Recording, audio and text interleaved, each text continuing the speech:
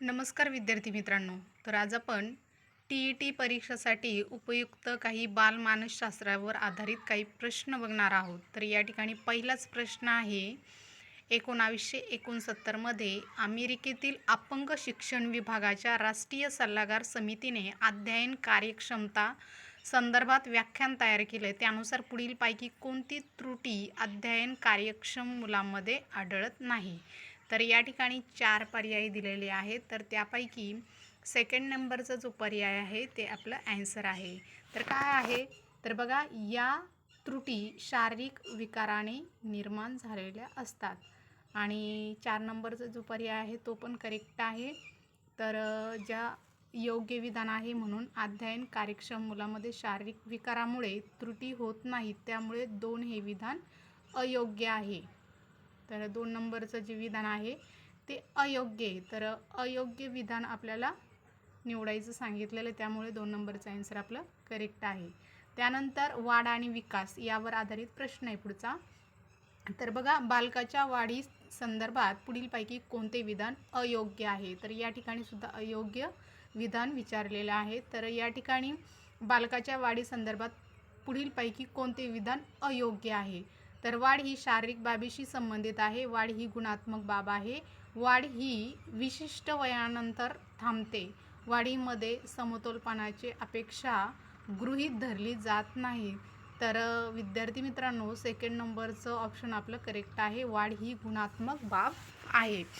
तर हे अयोग्य विधान आहे.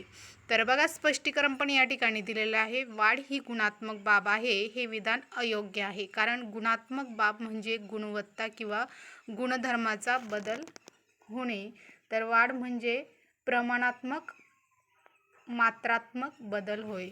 तर 2 नंबरचा पर्याय आपला अयोग्य आहे.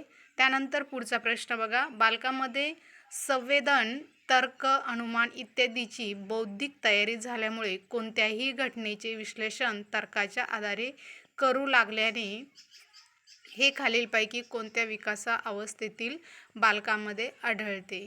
तर बघा, 2 नंबरचं किंवा 4 नंबरचे असे उत्तर अंतिम उत्तर तालिकेत दिलेले आहे.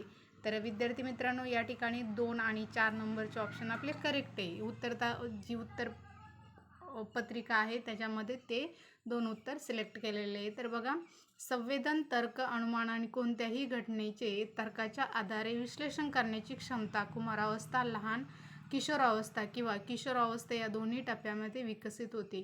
पियाजेचे संज्ञात्मक विकास सिद्धांतानुसार औपचारिक क्रियात्मक अवस्था फॉर्मल ऑपरेशनल स्टेज ही साधारणपणे 11 ते 12 वर्षापासून सुरू होते आणि ती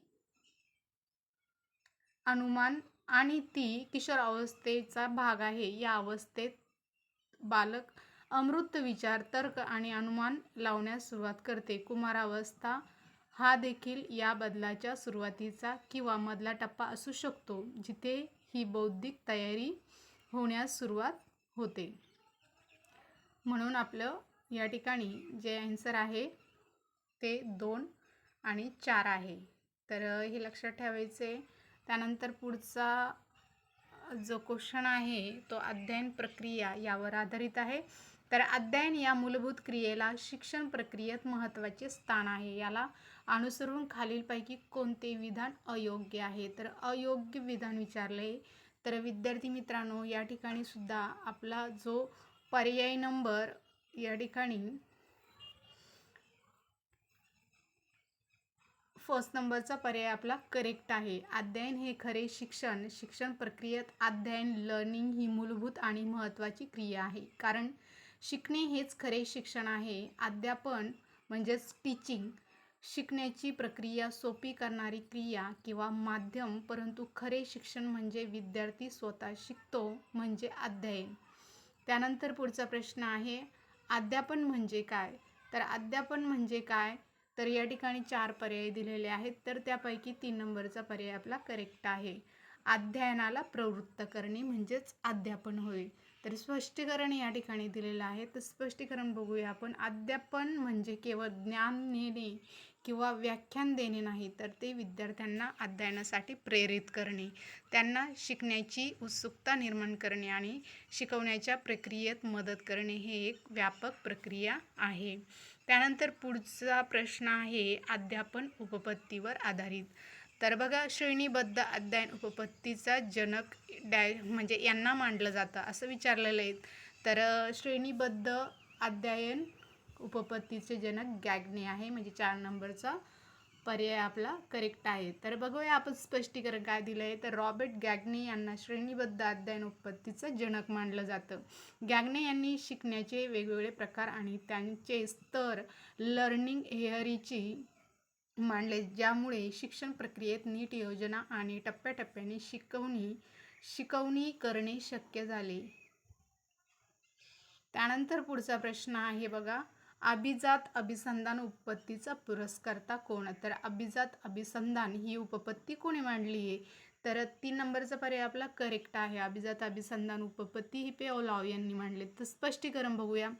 तर बघा, इव्हन पेओलॉव हे रशियन शरीरशास्त्रज्ञ होते. त्यांनी अभिजात अभिसंधान ही उपपत्ती मांडली. त्यांनी कुत्र्यावर प्रयोग केला आणि दाखवून दिले की एक नैसर्गिक उद्दीपक उदाहरण अन्न आणि एक तटस्थ उद्दीपक उदाहरण घंटा याच्या वारंवार जोडीमुळे तटस्थ उद्दीपक देखील नैसर्गिक प्रतिसादाला उदाहरण लाळ गळणे कारणीभूत ठरू शकते.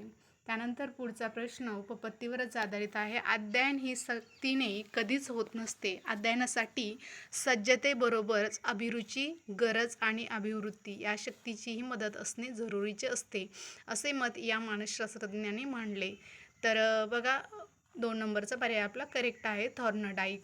तर बघा, या ठिकाणी एक्सप्लेन केलेलं आहे.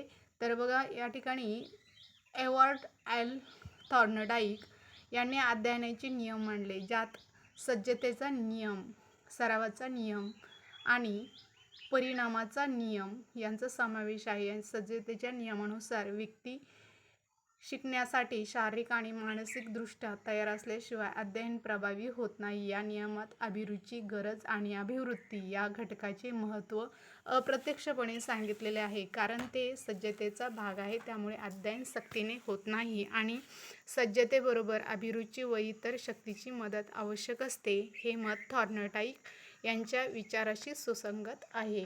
त्यानंतर आपण पुढचा प्रश्न बघूया.